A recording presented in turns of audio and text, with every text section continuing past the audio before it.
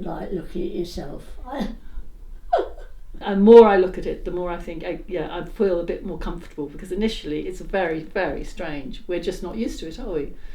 Only the grandest people in our society would get a portrait painted. So how lucky are we? I think the project is amazing, actually, that Jeannine's completed it and got so many people in the village. I'm a portrait painter, and I wanted to keep painting portraits, and when the pandemic hit, I just thought it would be a way. Normally I have people come in and sit in the studio, so obviously we weren't meant to do that, so I was able to stand back there with a mask on and set them up over here and take pictures from back there, and then work on the portraits during the pandemic. And as I started doing that, getting my victims in, my volunteers, I thought it might be fun to try and paint everyone in the village. That was the idea. So you've done 70 paintings. Is it about 70? Well, it's probably fewer than 70, but 70 portraits. So, because some paintings have 2 people in them. You know, everyone's face is interesting. What I do look for when I set, I usually set up, take one whole session just to set up and try different clothings, different backgrounds, and to find something that's the most complementary, but also that has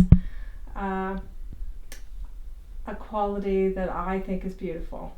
Because I'm going to spend a lot of time, so I want it to be something that's really beautiful.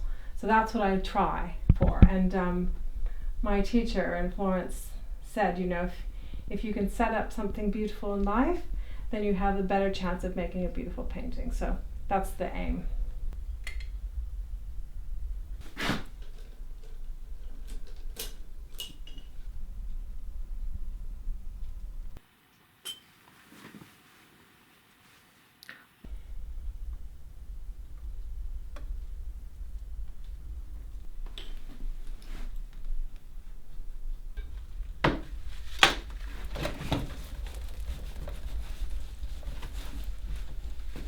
A little bit.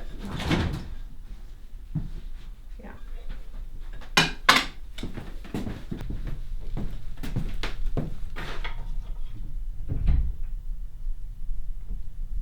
What's that for? So that I don't rest my hand on the painting and mess it up and get paint all over myself. Not that much during the painting sessions, because I need to concentrate on what I'm doing. So back and forth, shadows and light, trying to not to lose the actual drawing of the face. There are a lot more wrinkles now. You know how many people have told me this looks like their gran? You're everybody's gran now. Great grand now. Great gran. You are great gran. How many 7 times over. 7 times over you're great gran. I mean, I was one of the first people to be approached, wasn't I? Number one. I was number one, in fact. Very honoured. You know, there's an interpretation there, no doubt, that's trying to capture something that perhaps a photograph wouldn't capture. It's a moment in time. Well, yeah, and there's 4 years ago, the hair's a bit more white here, I figure. Yeah. You only got there's a tiny little tuft there, but as well, it's part of it now and then. Yeah. The whole project is a moment in time. Yeah. It's just a quick snapshot, really. Ready to see your painting?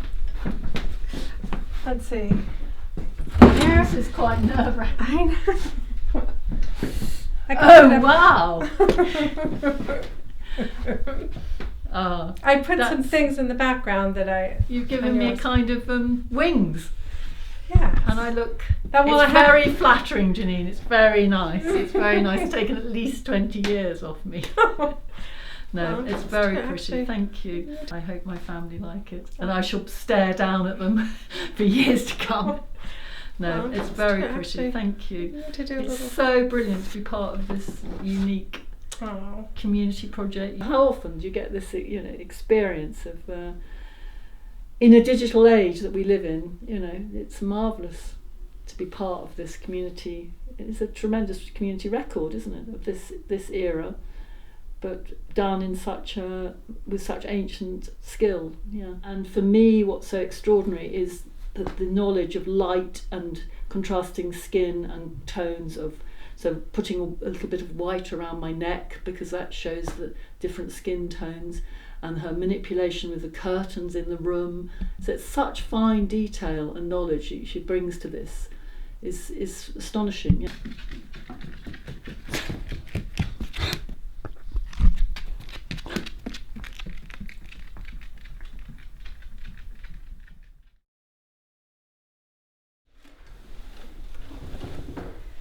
Something more like that, perhaps. Is that better? Perfect. Okay. Yes. Good. Well, I've invited almost the entire village to the party on Saturday. So that's Almost the entire village, yeah, a few people. I know. Well, I didn't put one in every single mailbox. Now, do you think just 2 portraits in here will be enough?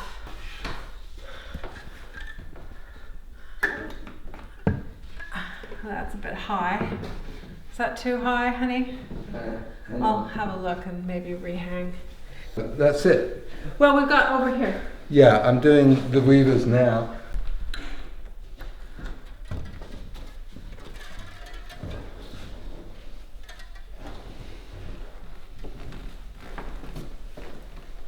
Just set her down between those two.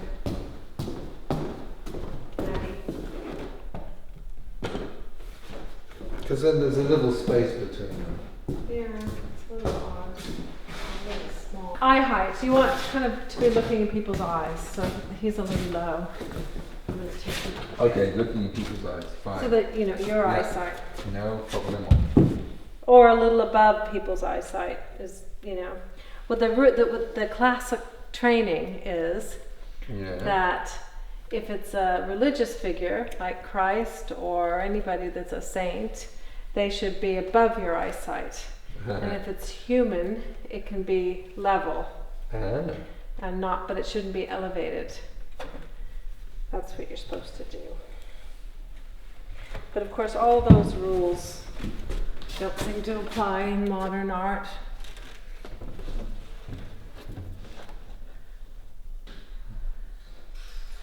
Yeah, I think it's. I mean, I was thinking, you know, I think it's perfectly fine.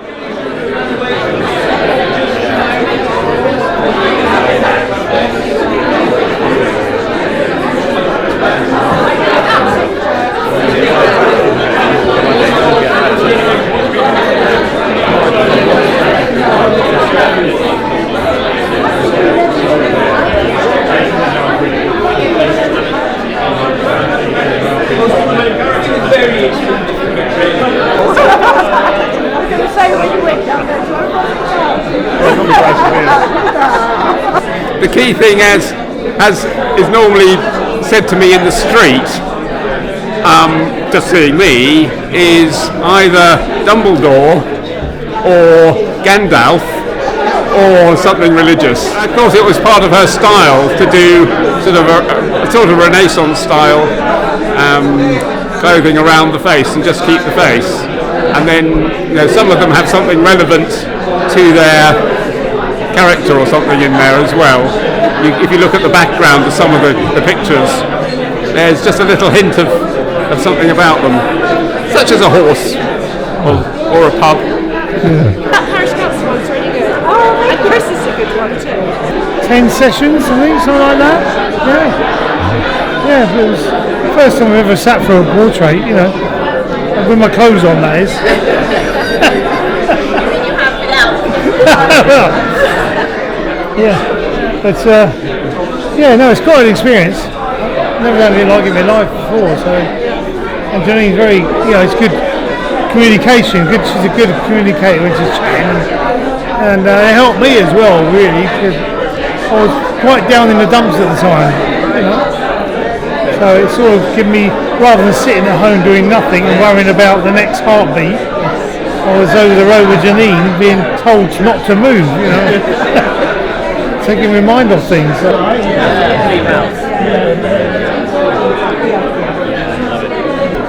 What do you reckon? Well, it's passable. Oh. Well, I took my glasses off, it always helps. Dick, Norris and Sue, and Sandra and John.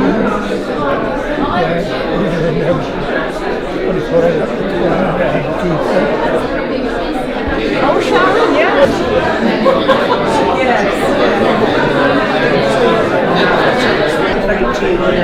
Oh, I look a bit different now.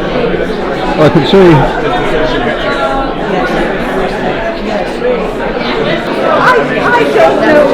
I express up. Lovely, Michael. No, it's very good.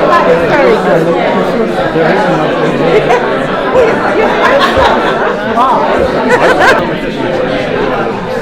So this would have been.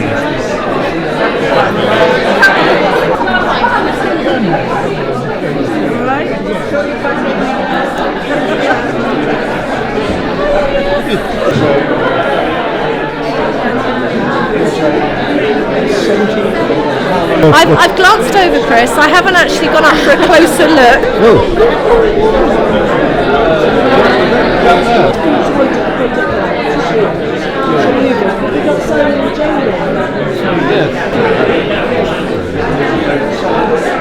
So I think this is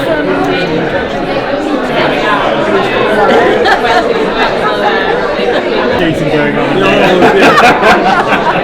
It was great fun. Have it. yeah, no, I think try and have it at home. Just so much skills here, really.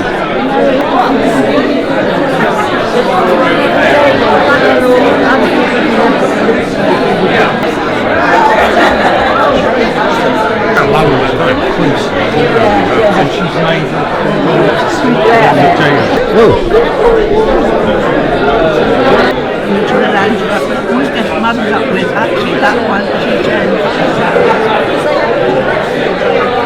yes, and they're all about the same age. How's Robin?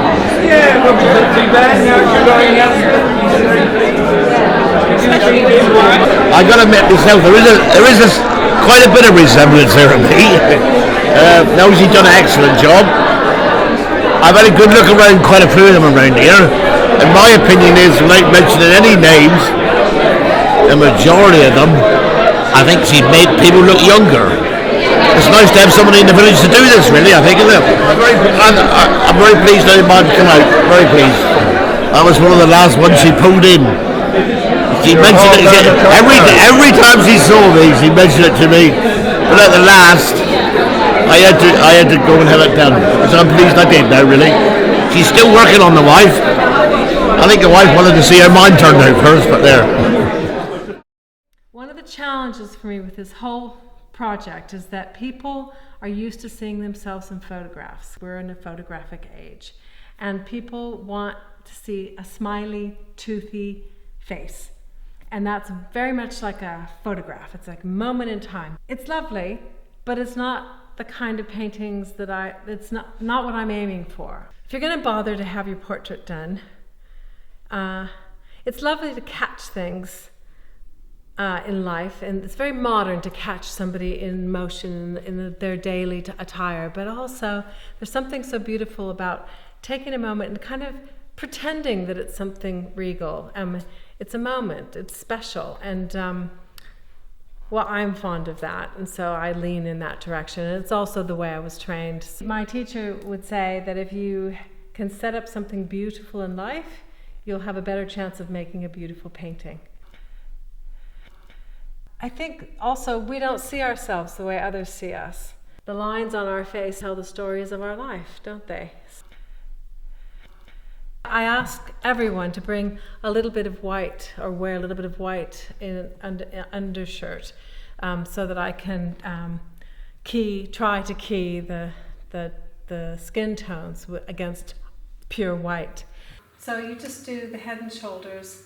You don't want to do a passport photo, so always try and turn the shoulders a little bit, and just to make it a little bit interesting. In my mind, even as a child, I often would look at people walking down the road, and I still do it today, and I wonder, if this was 200 years ago, what would they be wearing? And how would it look? you know, because you can see a shape of a body, a shape of a face, and it changes when you change the clothing. I don't know why that strikes my fancy, but it does. It's a striking thing with young women and young men too, when I'm doing these things, and it's happened many times where I'll set them up in something, I'll do a picture of them, and when we're young, we're so beautiful and we're so just bursting with life, but we're so insecure about it often, and we don't think we're beautiful, or we don't see our own beauty. And it's happened so many times where they'd say they can't believe that I've made them look so beautiful, and I haven't made them look beautiful. It's what they look like. Although it's kind of an old-fashioned kind of painting that I do that looks a little bit more towards the classical, one of the things I love is that quite a few people have these very modern smart watches on, so you know it wasn't done a long time ago. I can't fool you. So it's that contrast of the old and the new, and that is something that I feel very connected to, because I come from the New World, California, and I'm living in this medieval village with a Norman church. It's that contrast, that crash of the old and the new that is so interesting to me. Normally when you're painting from life, somebody's sitting there, one day their hair looks one way, the next day it looks another way. One day they're a little more tired, next day they're a bit more perky. So you pick all those things up over time, which is different than doing it from photographs. The thing that's so nice about painting from life is that we spend a lot of time together, so we get to know each other and chat and talk, and there's lots of conversations that when I look at this painting, I remember those conversations, and I feel that all the time we spent together is in the painting. It's captured here somehow, some of the looks, some of the feelings. And so it's a very special thing to spend time with someone while they sit for you. I think it's nice to have a portrait of your ancestors that you can talk about and show and leave to the people who come after you. Well, hopefully some other artists will take up this idea and do this again next year for the village. Wouldn't that be nice?